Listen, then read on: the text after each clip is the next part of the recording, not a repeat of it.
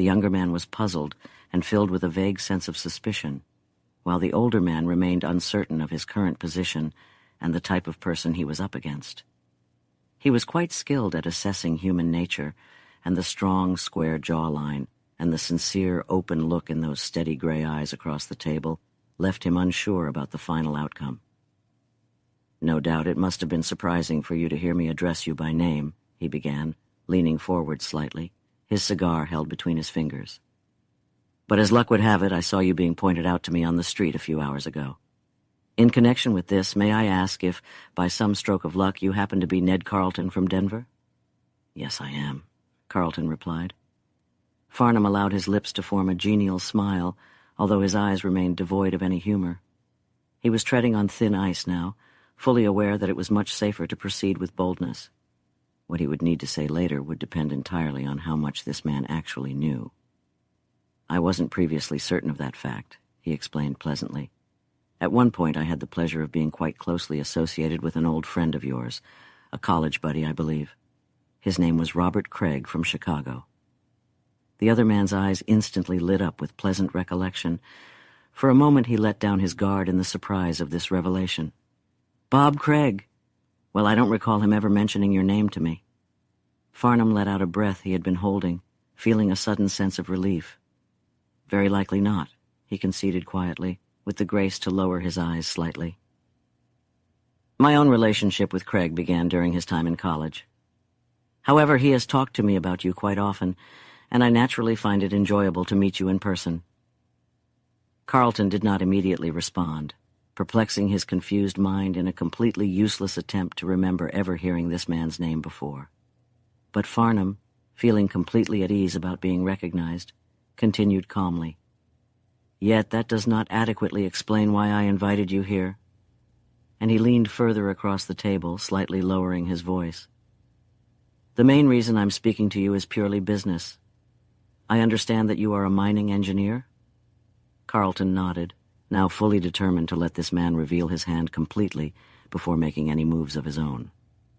Farnham, closely observing the other's face, paused to relight his cigar. "The simple truth is," he resumed casually, "we are currently facing some difficulties with certain mining claims we are operating up in Echo Canyon. It's not something serious, you know, but there is a lot of animosity, and naturally we prefer to keep the entire dispute out of the courts if possible. A lawsuit, regardless of the final outcome, would undoubtedly tie up the property for an indefinite period.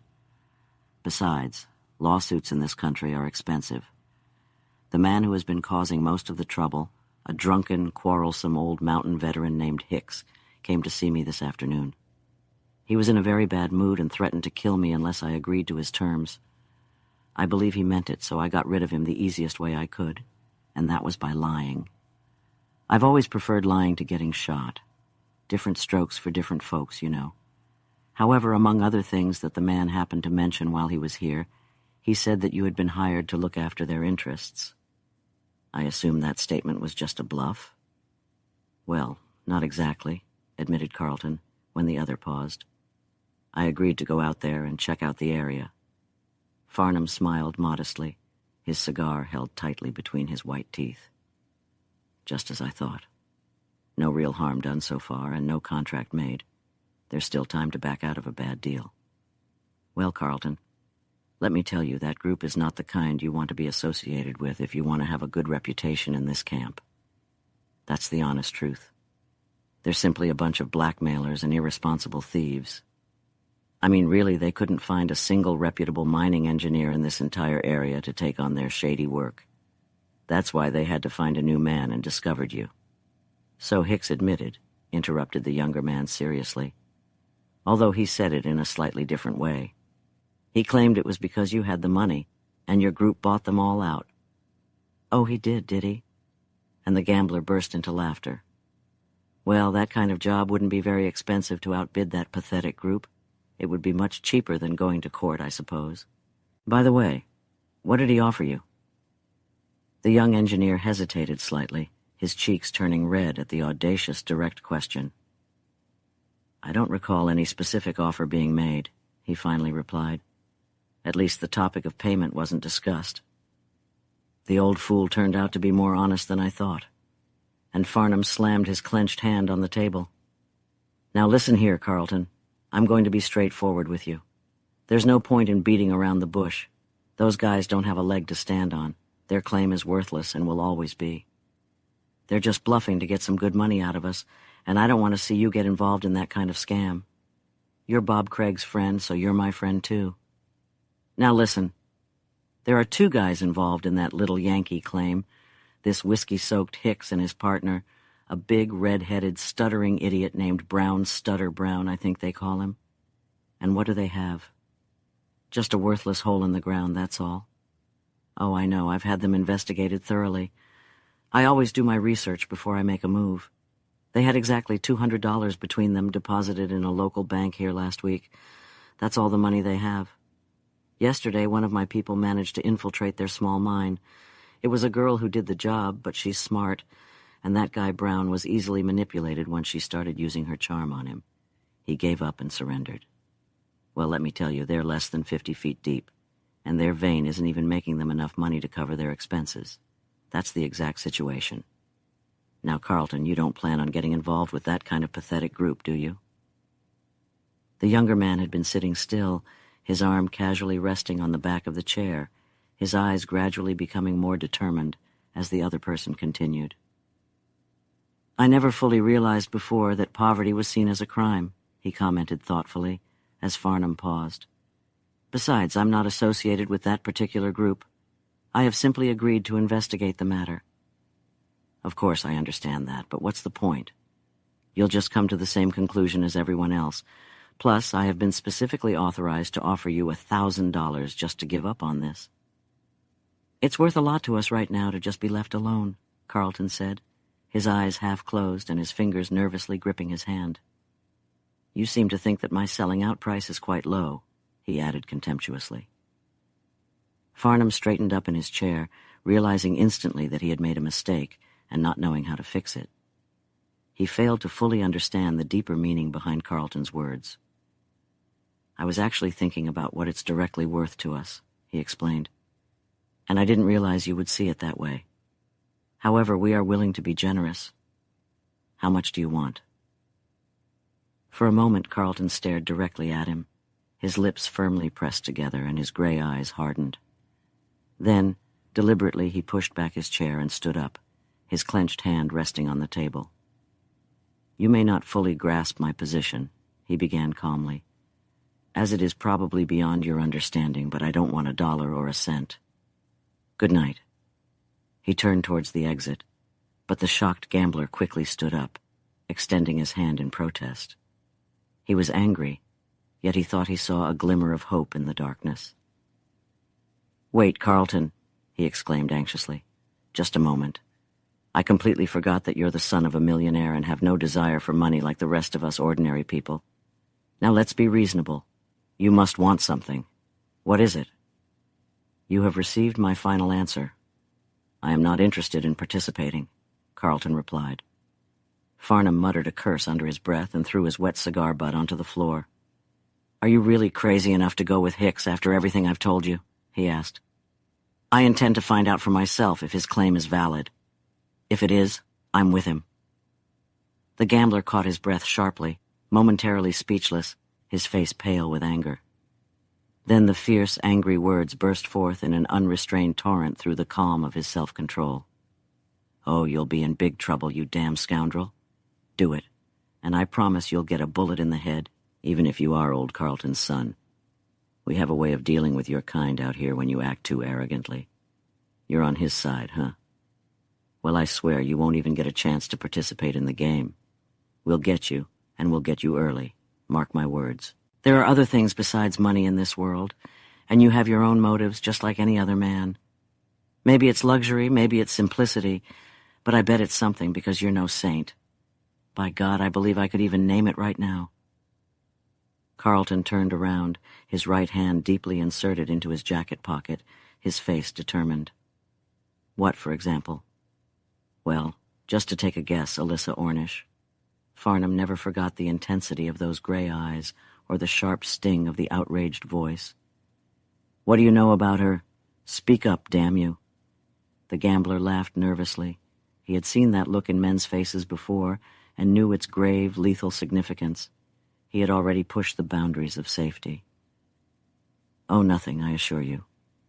I never even saw the lady," he explained icily. "But I have been informed that she was the reason you were drawn to this camp, and I think I hit the mark that time, even if it was a lucky shot." Carlton moistened his dry lips, his gaze unwavering from the sneering face of his opponent.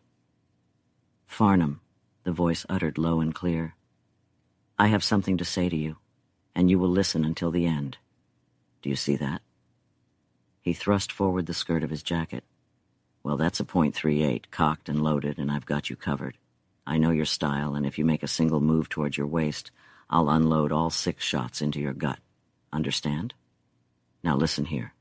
I'm not here for money or anything else. I had no personal interest in this matter an hour ago, but I do now, and what's more, I'm going straight for the truth.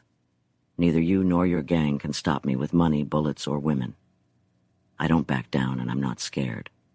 You took the wrong path, and now I'm ready to fight this out until the end. And the first thing I want to tell you is this. If you ever again speak ill of Alyssa Ornish in my presence, I'll pursue you like a rabid dog. I believe you're a dishonest liar and thief, and now I'm going to gather the evidence to prove it. Good night." He slowly backed towards the curtained doorway, never taking his eyes off the surprised face of the other person, his hidden hand gripping the concealed pistol. Then he stepped through the opening and vanished. Farnham remained still, his face as hard as iron, his teeth clenched tightly. Then he slammed his hand down on the table, still staring as if transfixed at the trembling curtains.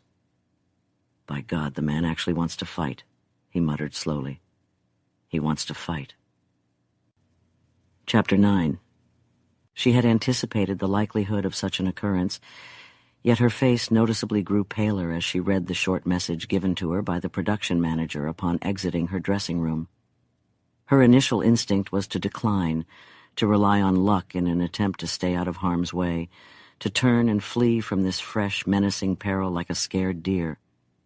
But she remembered the financial necessity that still kept her trapped at the Gaiety. This writer was a partner in the gambling rooms, maybe even in the theater as well. Her chances of escaping him were slim. Plus, it might be better to confront the man head-on and get it over with. Eventually, they would have to meet, so why not now instead of later? That way, the haunting presence wouldn't linger in front of her forever. The color slowly returned to her cheeks as she stood, twirling the paper between her fingers, her eyes gaining courage.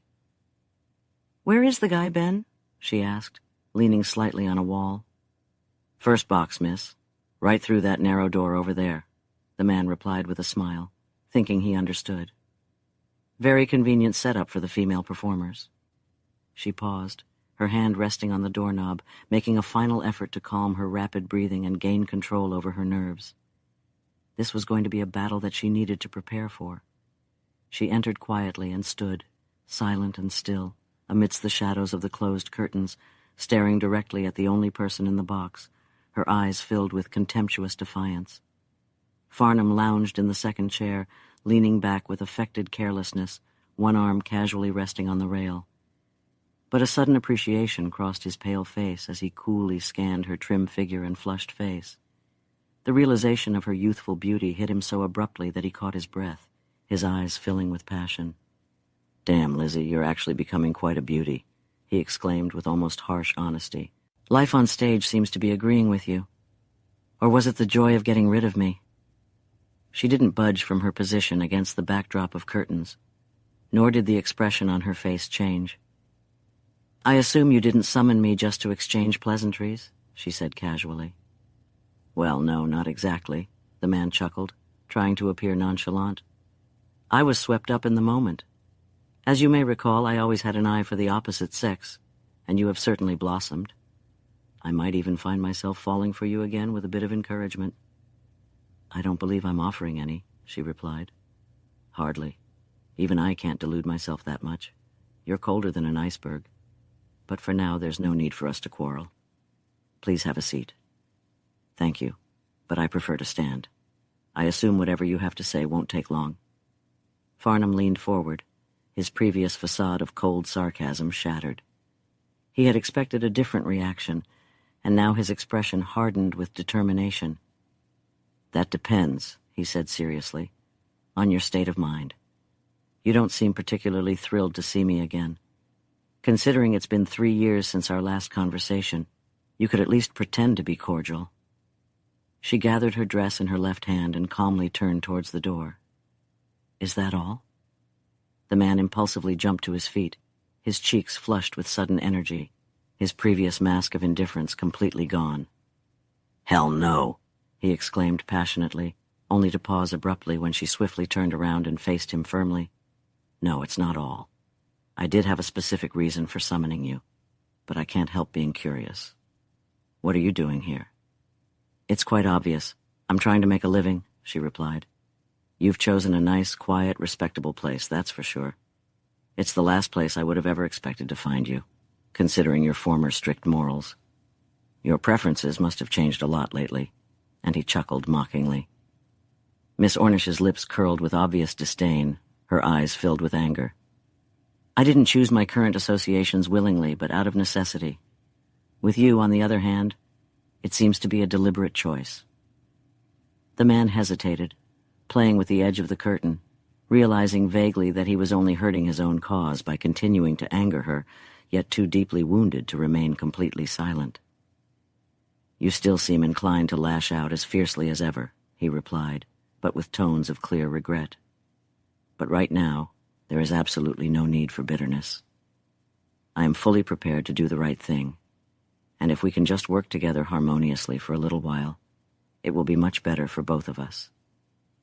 In simpler terms, you currently have some special use for me? Well, I hope you will consider the situation from my perspective. But the truth is, when I first came up here tonight, I had no idea I was looking for you." "No?" she said doubtfully. "That's true, Lizzie. I didn't think you were anywhere near this place." And Farnham settled back into his chair.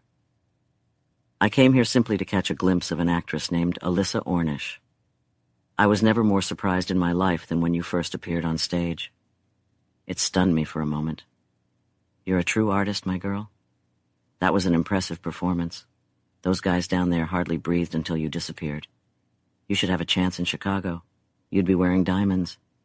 Damn, I gotta say, I'm really proud of you myself." The girl gasped, her hand pressed tightly against her side.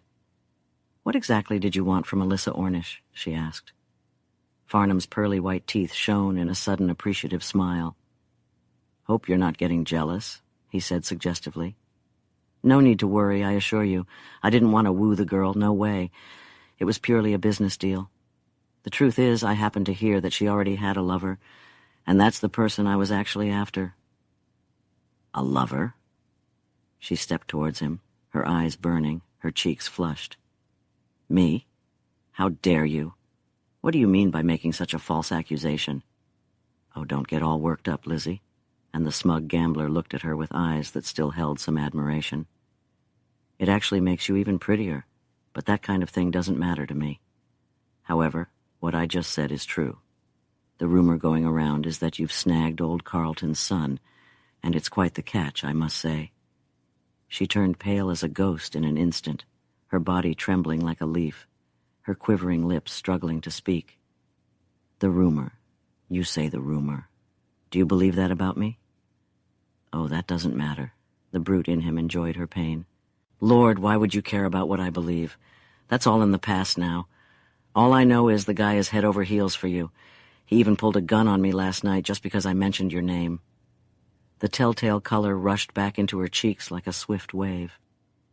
For a moment her eyes flickered, then returned to the man's sneering face. "Did you actually tell him?" He laughed casually, gently tapping his hand on the railing, his own eyes partially covered by lowered eyelids. "Have I exposed my flawless virtue? Quite amusing, isn't it? I'd rather not have our previous relationship revealed to this particular young man, you know. Well, I had a feeling you would feel the same way. And really, Lizzie, you should know that I am not that type of person. I've kept quiet all this time, and as a result, I expect you to do me a favor in return. That's a fair enough deal, right?" She didn't respond immediately, looking at him as if he were a repulsive snake that had captivated her, her breath coming in stifled sobs, her hand gripping the heavy curtain for support. "Oh, my God," she stammered finally, speaking as if she were in a daze. "You must have the spirit of a demon. Why do you continue to torment me like this? You have no right. You lost all your rights years ago. I mean nothing to you, and deep down you know I haven't done anything wrong, nothing to even arouse jealous suspicions. Mr. Carlton has been my friend, but even that innocent and untainted friendship is now over. We have parted ways forever." "Indeed. You are such a skilled actress, Lizzie. I can hardly determine what to believe. So I suppose you no longer object to me telling the gentleman the truth." Her lips sealed tightly. "I will tell him myself." "Oh, so despite all your grand declarations of renunciation, you will see him again. Your transformation didn't last long. Well, my dear, there is truly no need for such a sacrifice on your part. No one here suspects anything about our little affair except for you and me. You do as I desire with this Carlton, and I'll stay quiet. What do you think?" She sank back into a chair, completely unable to stand any longer, hiding her face in her hands. "What is it you want?" she asked tiredly. He leaned forward and placed his hand almost in a caress on her skirt, but she quickly pulled the fabric away, a sudden sob shaking her voice. "Oh, please don't touch me. I can't handle it. Just tell me what you want." "I want you to use your influence on that guy and stop him from taking a job at the Little Yankee mine." "Why?" She lifted her head again, looking at him with questioning eyes. "Simply because if he does, it will seriously interfere with some of my business plans, that's all." "Then why don't you act like a man and go to him yourself? Why do you prefer hiding behind a woman?" Farnham laughed grimly, not at all embarrassed by the question. "Good Lord, Lizzie. I've been to him all right, but the guy is as stubborn as a mule. He only has one price for selling out, as far as I can tell, and that happens to be Alyssa Ornish. Do you understand? Well, that's exactly why I came here tonight. I wanted to be able to offer him the goods." For a moment her eyes remained pitifully pleading, then they suddenly hardened into resolute defiance. As if moving in a dream, she slowly stood up, taking a single step away from him towards the closed door. "As I have already explained," she said coldly, "Mr. Carlton means no more to me than any other man I may have met in friendship. I have no reason to believe I could influence his decision regarding his professional work. Moreover, I have absolutely no desire to attempt it." "Do you dare refuse, despite all I can say to your detriment?" he asked, still unsure of her intention. "I definitely decline to be your pawn, yes. Nothing you can honestly say will ever harm my reputation as a gentleman, and I will certainly know how to combat falsehood." "Quite impressive. It seems you are planning to defend yourself as an innocent victim. What? Are you already leaving?" "I am." "Where?" She turned again, standing tall, her face reddening, her hand on the doorknob. "If it is crucial that you know, I will tell you. I intend to find Mr. Carlton and inform him exactly who I am." "Now? At this late hour of the night?" "Better now, and at this late hour of the night, than risk waiting until after you have had your turn. I am not at all ashamed to tell the truth, as long as I can be the first to share my side of the story." She opened the door, her breathing so fast it was almost painful. With a barely restrained curse, Farnham stood up, his anger overpowering any caution. "Wait," he exclaimed gruffly. "Wait where you are until I am finished. You have only heard part of this situation so far. My God, girl, don't you know me well enough by now to understand that I always get my way, no matter the cost to others? Lord, what do I care about this man? Or for that matter, what do I care about you? I don't allow people to stand in my way, and I thought you had learned that lesson thoroughly, if nothing else. Truly you had more than enough reason. So you reject any attempt to keep Carlton out of this matter, do you? Maybe you should take a moment to consider who you are dealing with. I suppose you've never witnessed any indications of weakness from me. Now it's true that I would prefer for you to handle this matter discreetly. However, if you refuse, remember that there are other equally effective and much quicker methods." He reached out suddenly, gripping her hand. "Have you ever heard the saying, 'Dead men tell no tales'?" he asked fiercely. She pulled her hand back abruptly, letting out a muffled cry, her eyes filled with unmistakable horror. Are you threatening murder?" "Oh, we don't use that word around here, my dear," Farnham said, his thin lips curling sarcastically. "We simply silence our enemies in Colorado. It's a very straightforward process. Nothing unpleasant or uncouth about it, I assure you. A stick of dynamite quietly dropped down a shaft or placed beneath a bunkhouse, that's all.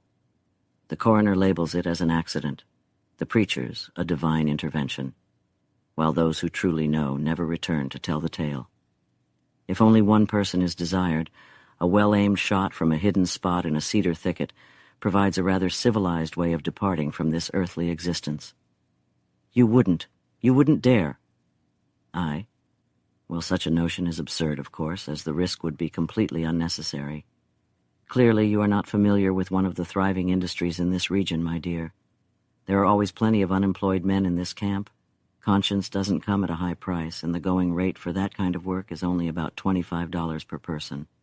Quite reasonable, all things considered, wouldn't you agree?" If she hadn't truly understood this man, if she hadn't already delved into the depths of his character, she might have doubted his intention, misled by the slow drawl in his gentle voice and the hint of grim amusement in his eyes. But she knew him. She fully understood the dormant tiger within, the hidden spirit of vengeance that defined his true nature, and that knowledge overwhelmed her, leaving her weak and trembling like a terrified child. For a moment she struggled to find her words, staring at him with a pale face and horrified eyes. You mean that?" And for the first time she clutched onto his loose coat with trembling fingers. "It's hardly a topic to be casually joked about," he replied calmly. "But if you prefer, you can wait and see." She stepped back, leaning heavily against the doorframe, her face once again concealed by her hands. The man remained motionless, his face devoid of emotion, his lips pressed tightly together. He watched her with the intensity of a hawk, now completely assured of his victory. Suddenly she looked up, her eyes reflecting the courage born out of desperation. With one glance at his face, the woman transformed, ready to fight, her fiery spirit igniting her expression. "So be it," she exclaimed sharply. "I promise to do everything in my power to ensure he doesn't stay here." She stood tall, her eyes darkening with uncontrollable anger. "Oh, how I despise you, you coward, you wretch. I know who you truly are and what you're capable of, and I only do this to protect a friend's life. But my disgust for you cannot be put into words. My greatest shame is that I ever trusted you, that I once believed you were a real man. God, how blind I was."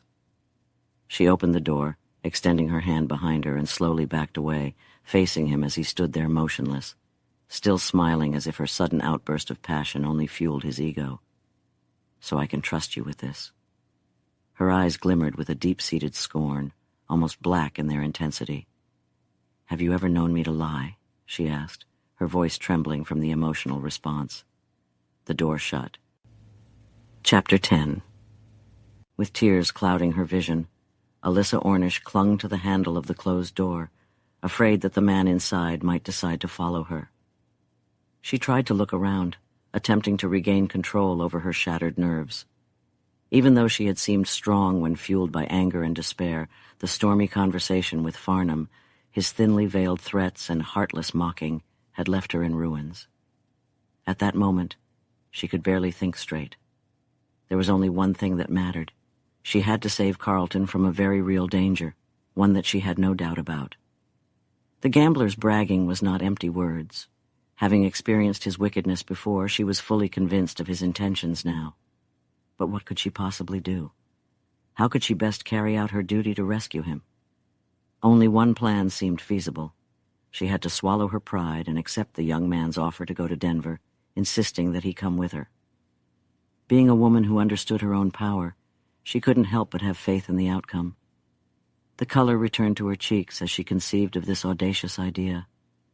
After the hastily spoken words of the previous night, how would he interpret this sudden surrender?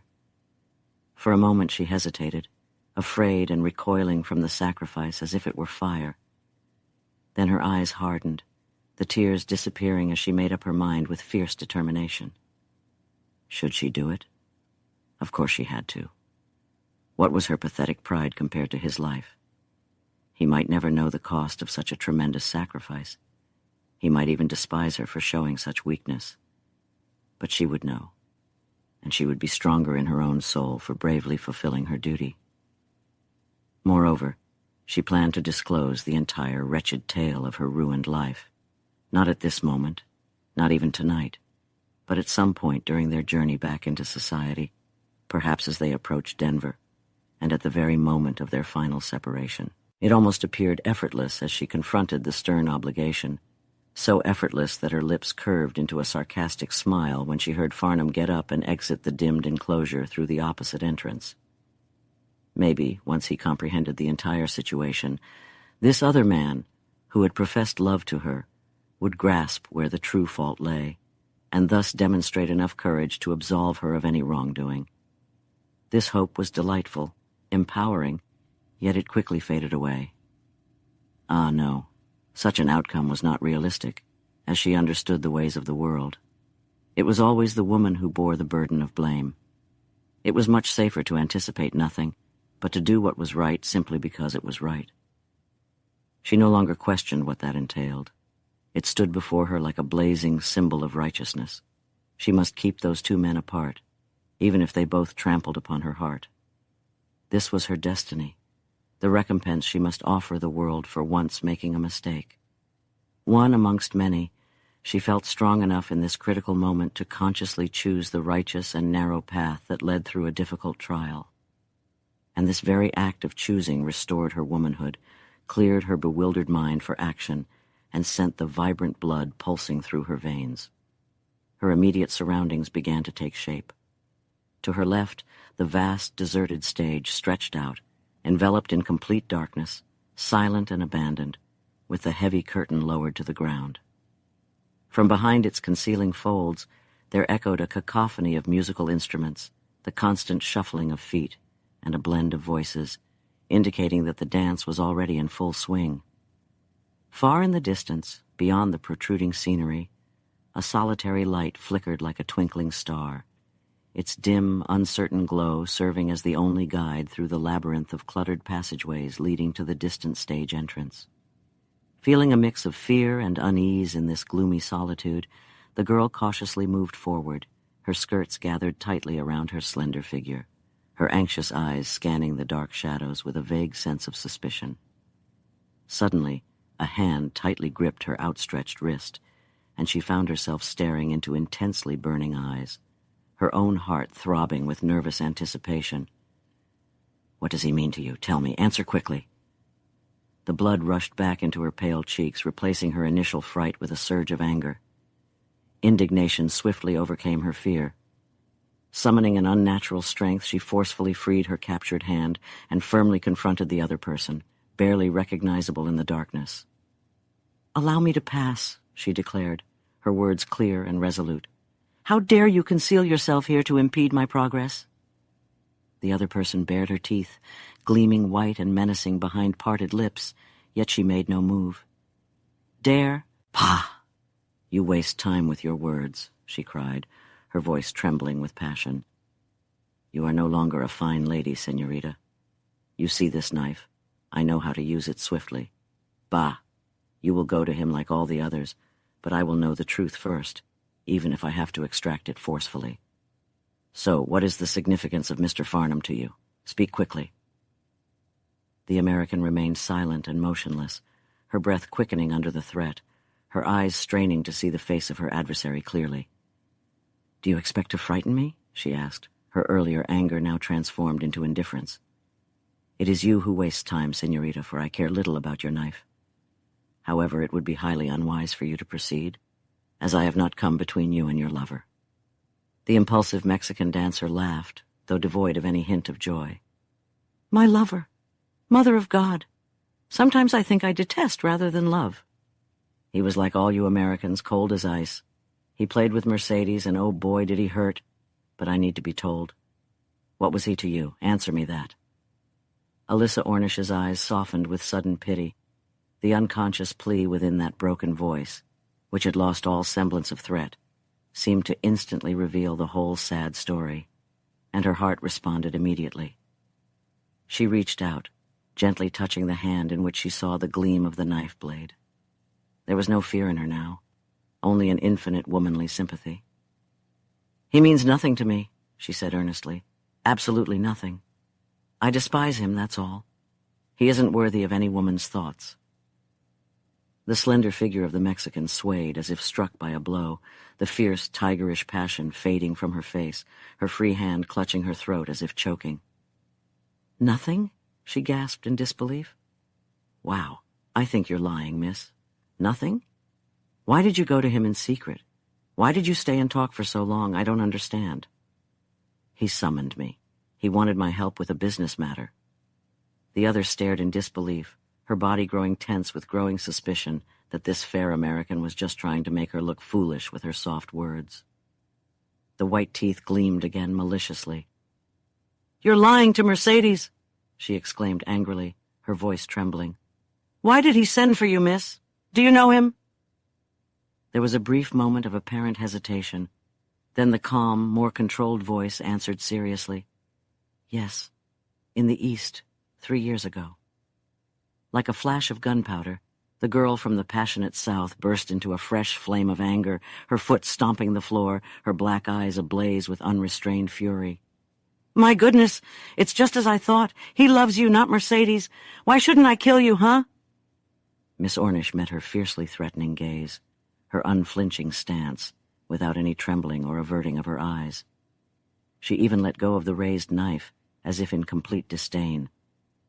For a moment they faced each other, and then, as suddenly as she had burst into flames, the excitable young Mexican began to cry.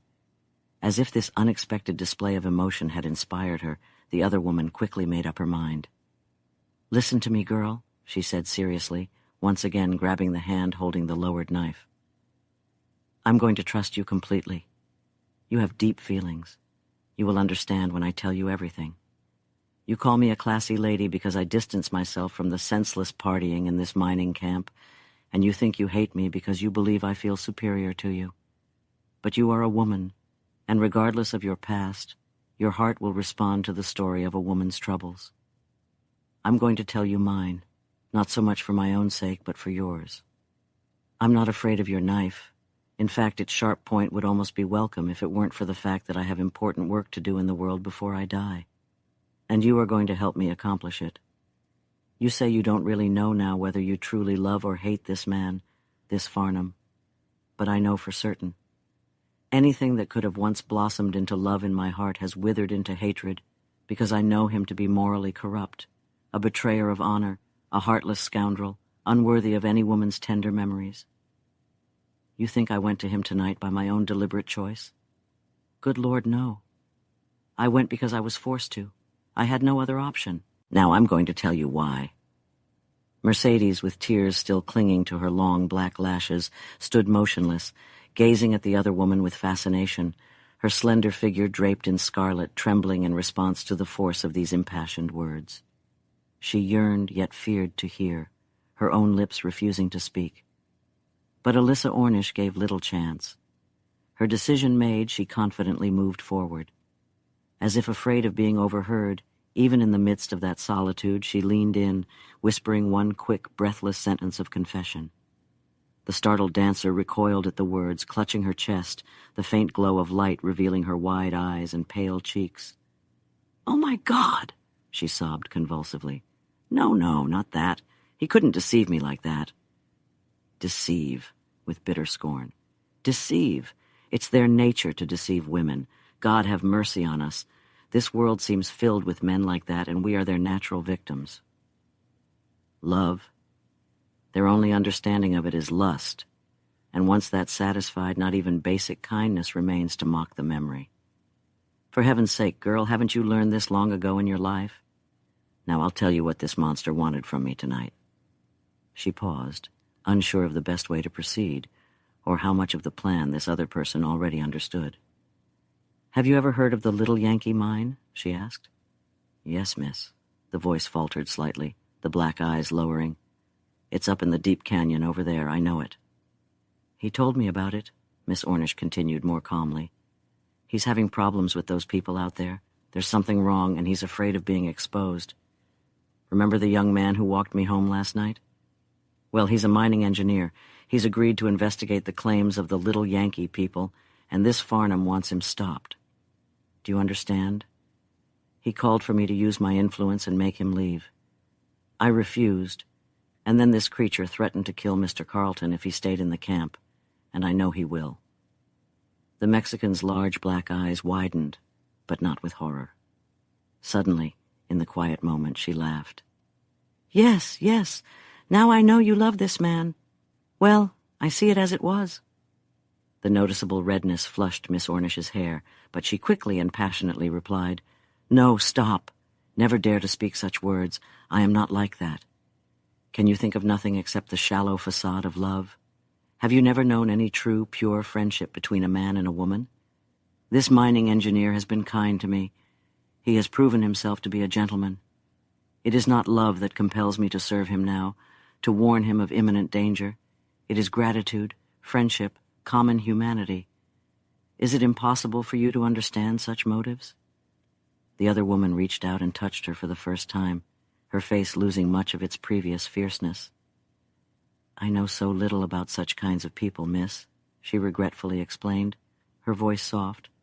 The kind that are good and gentle and without wanting something in return. It's not the kind I encounter very often. They all seem to be obsessed with love, love, love, until I grow tired of the word itself. And I don't know him very well yet. Maybe he will teach me what you mean one day. He speaks well, not like a fool, and he doesn't try to corrupt me. Is that it, miss? Yes. Who are you referring to? Him? Oh, it was most peculiar, yet I didn't laugh, miss. I don't know why, but he made me feel what you call it. Yes, respect. I believe him to be a good man, a gentle one. He was at the Little Yankee as well. I wonder if all the good people are gone from the Little Yankee?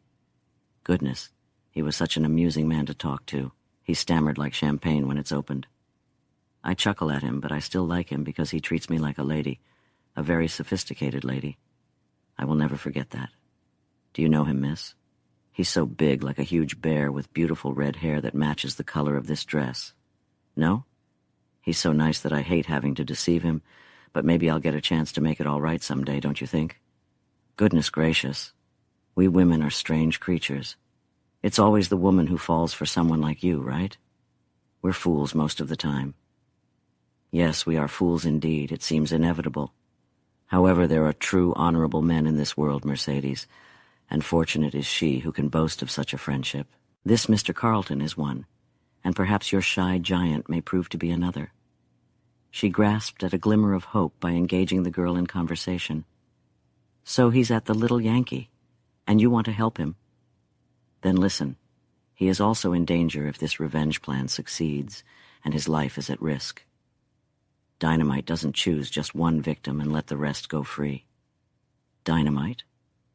That was Farnham's threat, and God knows he is perfectly capable of it. Now, will you assist me? The young Mexican girl stood there, mouth agape. Help you how? What do you mean? Warn the men at the Little Yankee. The other girl laughed, but there was no joy in the sound. Ah, maybe I understand, miss. You're trying to deceive me. No, I won't play your game. You're trying to turn me against Mr. Farnham. I don't think you'll succeed with Mercedes. You don't believe me? Goodness, I'm not sure. Maybe I'll help, maybe I won't. First I'll talk to Mr. Farnham, and then I'll know whether you're lying or telling the truth. Whatever is right, I do. Then allow me to pass. Miss Ornish took a determined step forward, holding her dress tightly to avoid touching the dusty scenery that crowded the narrow passage. The envious fire in the Mexican woman's eyes faded. You cannot pass that way, she quickly explained, touching the other woman's sleeve. Not through the stage door? The other woman shook her head stubbornly. It is always locked, miss. Alyssa Ornish turned around in dismay, her eyes pleading, her breath quickening. You mean we are trapped in here for the night? Isn't there any way out? Oh, yes, yes, Mercedes smiled, waving her hands. There is a way over there where the orchestra goes. It leads to the hall. I'll show you. Did he know? What, Mr. Farnham? No doubt, miss. Come, it's just a step. The confused American hesitated, Her eyes filled with fear as she looked at the dark shadow of the curtain, from behind which the strains of a struggling orchestra could be heard, mixing with the discordant noise of a rowdy crowd. Farnham understood that she was trapped. He knew that her only hope of escape was through that scene of debauchery. Without a doubt, he was waiting there to revel in her degradation, maybe even to confront her. She recoiled from such a trial as if faced with a deadly disease.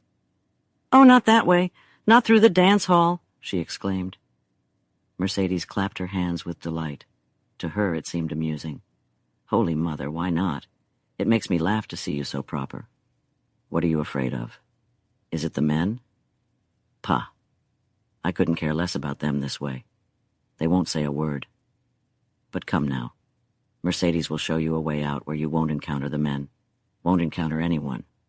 Poof. It's easy." She danced away lightly, beckoning with her hand, her eyes shining with awakened interest. Reluctantly, the puzzled American followed slowly, descending into the dark labyrinth leading beneath the stage. In the midst of silence and darkness, Mercedes firmly grasped her arm, confidently leading them forward. Standing in the bright light streaming through the partially open door, Miss Ornish let out a sudden breath of relief. The chairs and benches stacked high along the side of the large room created a secluded pathway running alongside the wall. Silently, the two young women moved along this path, only catching occasional glimpses of the wild revelry happening on the other side of the makeshift barrier. They remained unseen until they were within 20 feet of the door leading to the street. There Miss Ornish hesitated, her anxious eyes scanning the mixed crowd of dancers now fully visible for the first time. As she looked upon the chaotic scene, shocked into silence by the indescribable debauchery on display, and feeling ashamed of her presence amidst it all, a joyful burst of laughter escaped the lips of the Mexican dancer. "Oh, my God, but I had completely forgotten that tonight was your night to dance, sir. But you don't easily forget Mercedes, do you?" He stood directly in front of them, clearly embarrassed, clutching his disreputable hat in both hands like a shy young boy, his face turning red under her smiling gaze, his voice seeming to get stuck in his throat. Mercedes laughed again, patting his broad shoulder with her white hand as if she were petting a friendly dog. Then her sparkling black eyes caught sight of something unexpected beyond him, and in an instant they hardened with determination. "Holy Mother! But it's true, he is here, miss. See over there by the second window," she whispered fiercely. "Maybe he thought he could get you again, but he hasn't looked this way yet. All right, I'll make him dance with me. This man, Stutter Brown, and he will go with you to the hotel, right, friend?" I have no time," he stammered, completely confused. You see, I'm in a hurry." "Pa, it won't take 5 minutes, and I'll be here when you come back." "Yes, sir, I'll wait for you for the dance, for sure." She turned eagerly to Miss Ornish. "You go with him, miss. He's a very good man, Mercedes, no?" The American looked at them both, her eyes slightly smiling in understanding. "Yes," she agreed calmly. "I think he is." Chapter 11. Whatever Stutter Brown may have secretly thought about this new arrangement of his affairs, he showed no outward signs. Not particularly eloquent in speech, he was still quick to take action. The swift, anxious commands of the impulsive Mexican dancer had left a strong impression on him, indicating that something very serious was happening. As she moved gracefully across the room, resembling a red bird, he observed her heading straight towards a man who was casually reclining in a chair against the opposite wall.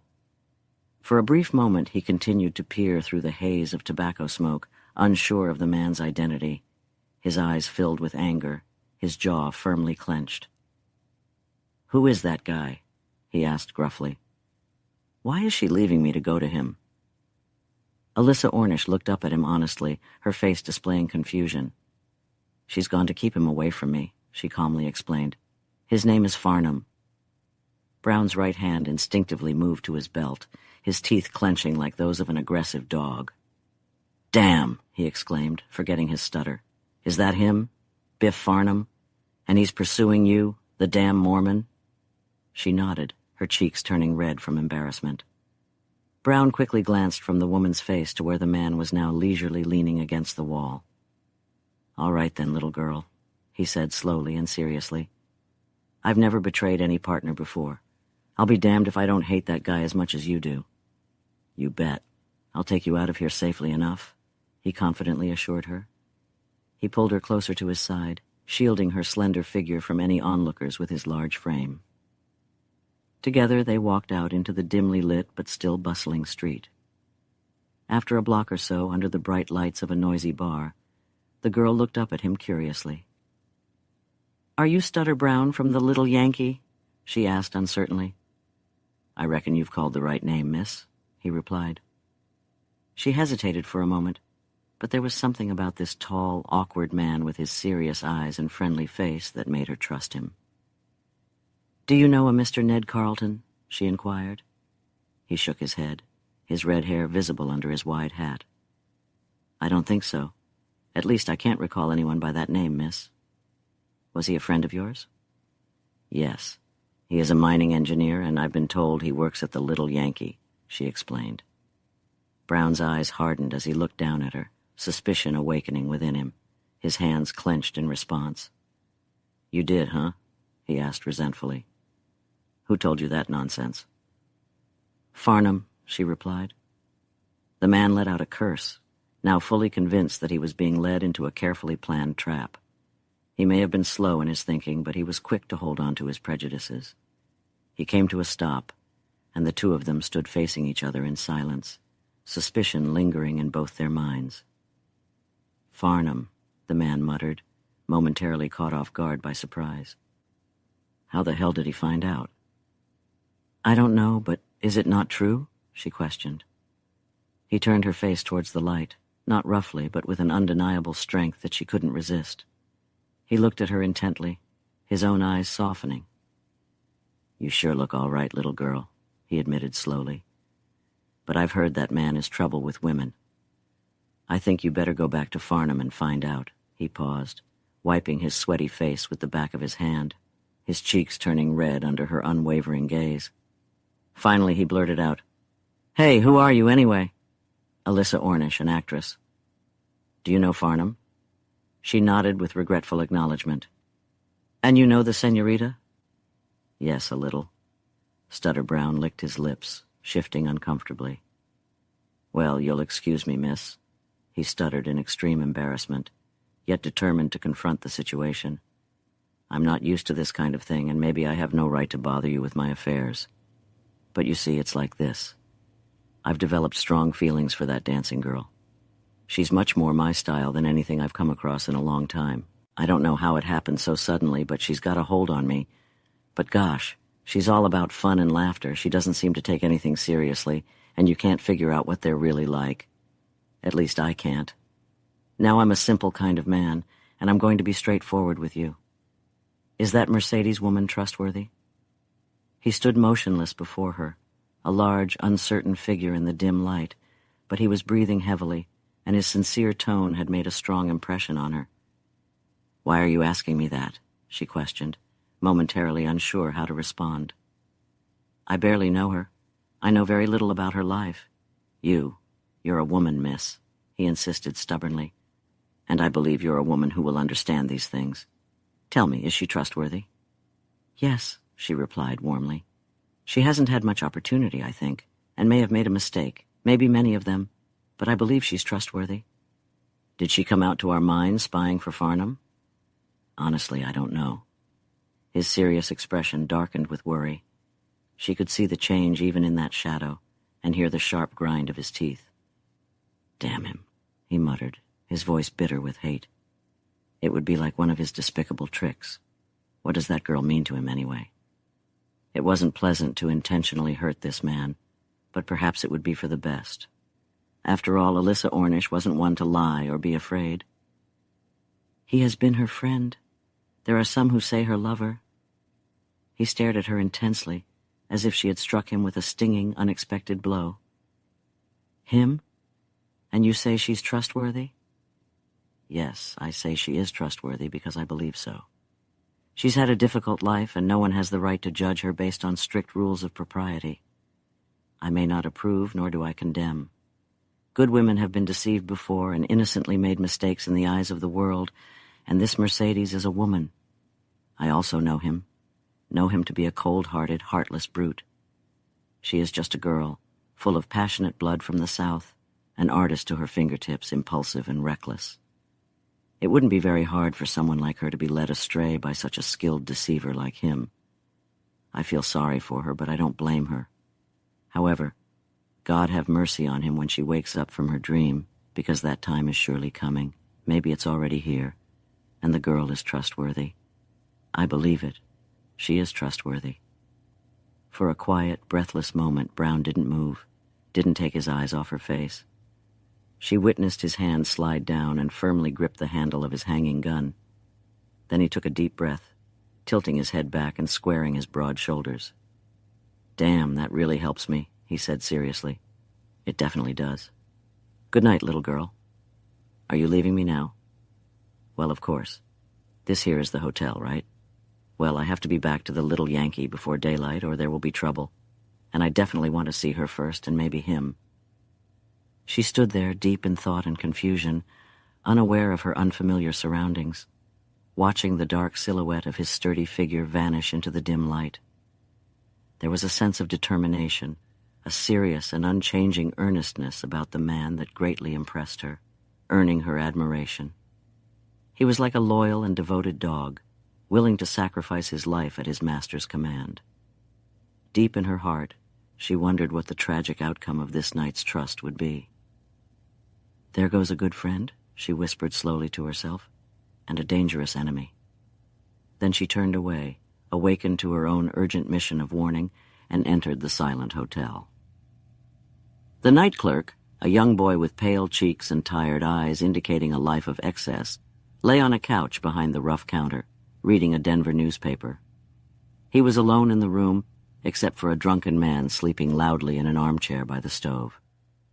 Miss Ornish, clutching her skirts tightly, carefully made her way forward across the cluttered floor, her immediate need for action making her completely indifferent to ordinary questions of propriety. "Can you tell me if Mr. Carlton is in his room?" she asked, leaning over the counter to catch a glimpse of the clerk's surprised face. The young man smiled knowingly, promptly standing up. "He's not here at all," he replied cheerfully. "He left just before noon on horseback. Heard him mention something about an engineering job he had in Echo Canyon. Do you think that's where he went? Anything significant, Miss Ornish?" Chapter 12. Alyssa Ornish couldn't recall ever fainting before in her life, but as soon as these words reached her, everything around her went dark for a moment, and she had to hold onto the counter to keep from falling. The exhaustion from the long night, combined with the unexpected news that she had arrived too late with her warning, left her brain in a daze, rendering her unable to think or make any plans. The clerk, alarmed by the sudden paleness of her face, quickly came to her side, eagerly offering the ultimate cure-all in the West, a bottle of whiskey. "Oh, my goodness, miss, don't pass out," he exclaimed excitedly. "Here, just take a sip of this. There's plenty of water in it, and it's the stuff that will help you recover." "There, that's better. Wow, I really thought you were going to collapse that time." He helped her to a nearby chair and then stepped back, curiously studying her face, the black bottle still in his hand. "What's the problem, anyway?" he asked, his mind filled with sudden suspicion. "That guy didn't harm you, did he?" Miss Ornish, her fingers gripping the arm of the chair for support, quickly stood up, a red flush appearing on her pale cheeks. For a moment, her intense anger left her speechless. "He harmed me? What on earth do you mean?" she exclaimed, her voice trembling. "Do you think I'm like those indecent women out there? I sought him out for Mr. Carlton's sake. It has nothing to do with me. I happened to come across some extremely important news that he must receive before morning, yet it's not a message I can trust anyone else with. My God, what am I supposed to do?" She paused, unsure of what to do, her hands pressed against her temples. The boy, now intrigued, took a step closer. "Can I help you?" "Oh, I hardly know. I can't seem to think straight. Could you leave for just 10 minutes to go to the dance club at the Gaiety?" "Sure thing. There's nothing going on?" "Then please go. Find a big red-haired miner there named Brown. They call him Stutter Brown, and bring him back here to me. If he's not there anymore, then get Mercedes, the Mexican dancer. You know her, right?" The clerk nodded, reaching for his hat. "Get one of those two. Oh, you must get one of them.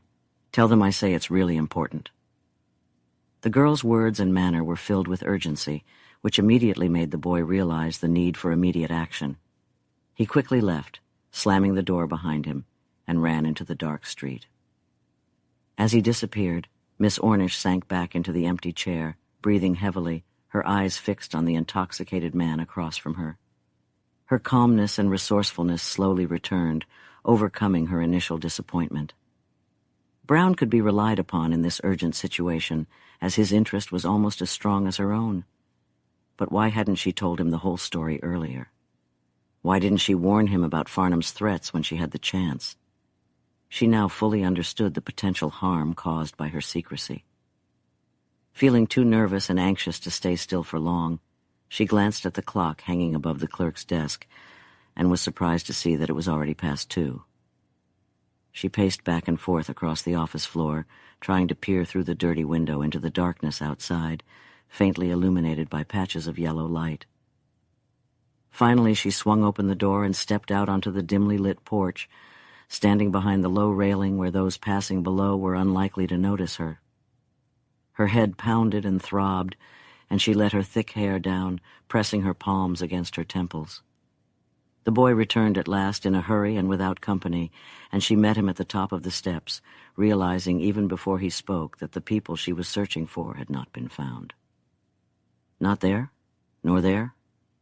"No, miss," the clerk replied, breathing heavily from his run, but with a sympathetic tone. "Darn if I didn't rush around that place from front to back, but nobody there seemed to know this guy Brown. Mercedes, she was definitely there about 10 minutes ago, but she disappeared before I could catch up. The doorman said she had a guy with her when she left, and he figured she must have gone home." Home. A glimmer of hope sparked from the word. "Where does the girl live, do you know?"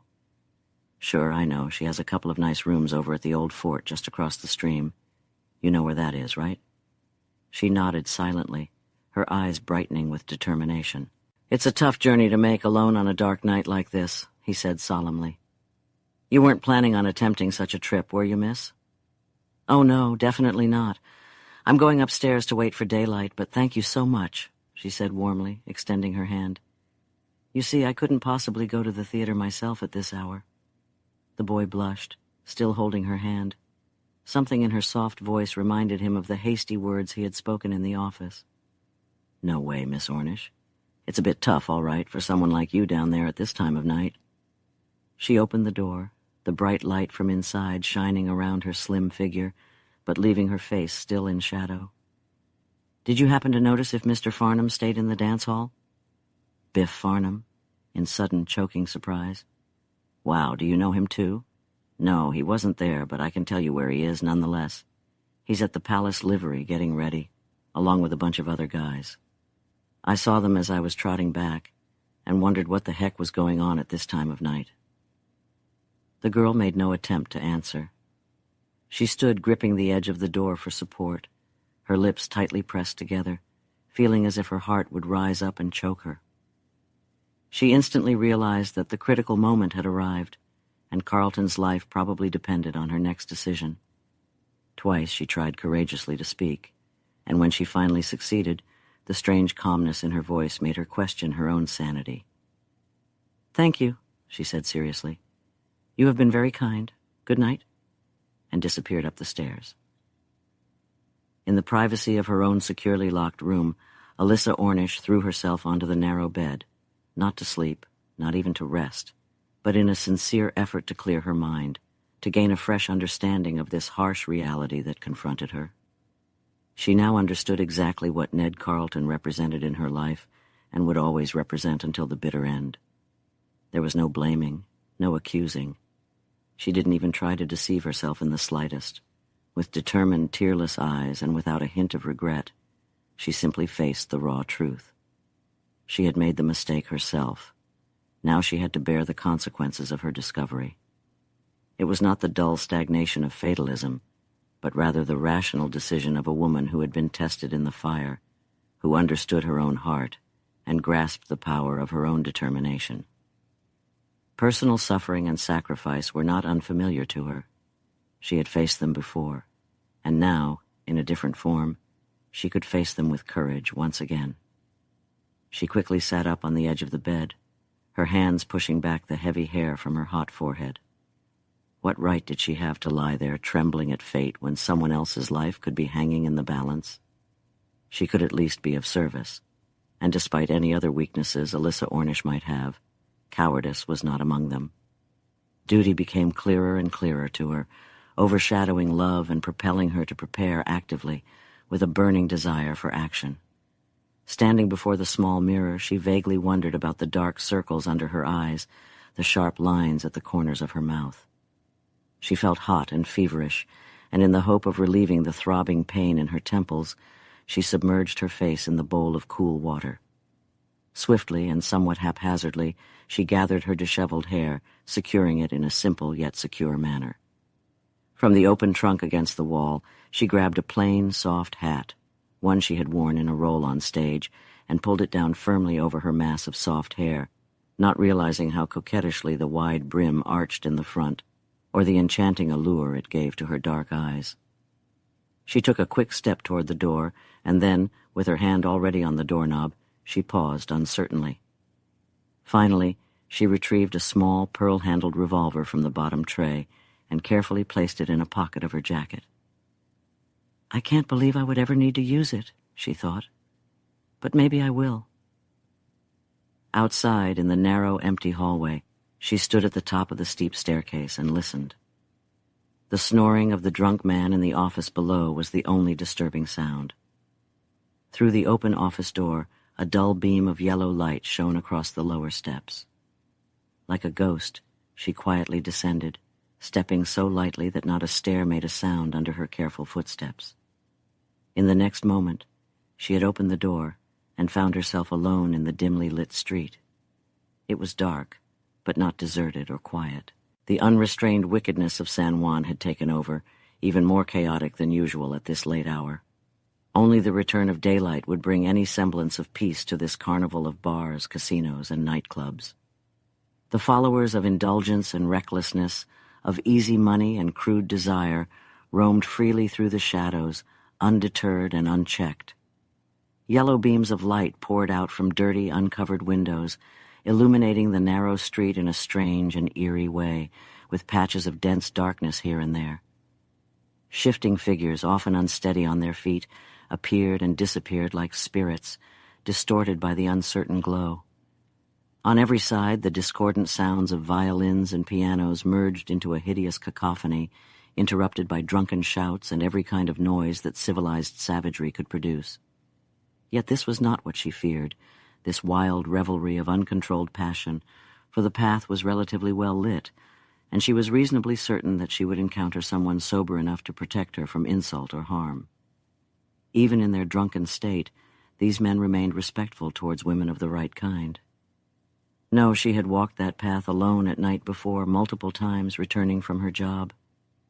She recoiled, in a typically feminine manner, from the sights and sounds, but she felt no personal fear.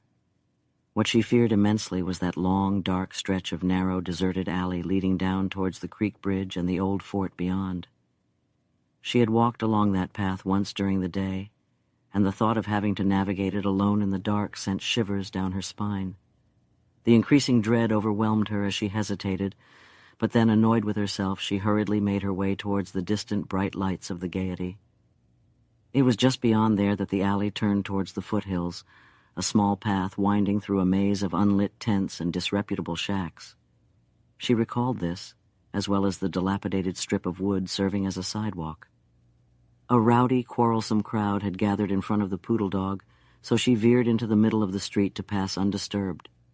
Someone loudly called for her to wait and have a drink, but she paid no attention and didn't even glance around. On the curb, a drunken woman stumbled into her, leering at her face with a mocking laugh. But Alyssa Ornish silently pushed past and disappeared into the protective shadows beyond. The wide doors of the brightly lit Gaiety swung open, casting a strong light across the road. Many of its patrons, fueled by alcohol and dancing, had spilled out onto the spacious platform outside, seeking fresh air. To avoid pushing through this noisy crowd, the girl swiftly crossed the street into the darkness on the other side. As she paused there for a moment, barely aware that the lamplight illuminated her face, the sudden clatter of horses' hooves sounded to her right, and a group of riders swiftly turned the sharp corner, galloping into the brightness. She barely had time to step backward out of their direct path when one of the horsemen abruptly pulled his mount to a halt and, exclaiming in surprise, leaned forward across his saddle, peering down into her startled face. Then he laughed. "Go ahead, guys," he shouted, sitting up straight and waving his hand to the others. "I'll catch up within half a mile. I have something to say first to this precious little dove fluttering here." He spurred his horse, causing the sensitive creature to shudder, while a malicious smile curled his lips. Panting with her lips slightly parted, the girl never took her eyes off his face, which only fueled his anger. "Still searching for Carlton?" he sneered. "Well, I can easily tell you where he can be found." "Oh, really?" "Yes, out at the Little Yankee. It seems you were a bit late in getting the message to him, or perhaps your charms failed to sway him. Looks like you might be losing your touch." She remained motionless and silent, her eyes dark and unwavering beneath the wide brim of her hat, revealing nothing to him. However, her hand closed around the pearl handle concealed in her jacket pocket, and her lips formed a straight line. "I'm damn sorry you couldn't catch the guy, Lizzie," he continued ruthlessly. "He's probably the best catch you'll ever get, and besides, it leaves me with an unpleasant task. Still, I figured I should let you know so you don't feel the need to hang around these streets any longer. In fact, I'm eager to protect your reputation, you know." He casually glanced around, his eyes landing on the open doors of the Gaiety. "Doesn't seem like the kind of place for someone of your moral respectability to be caught in."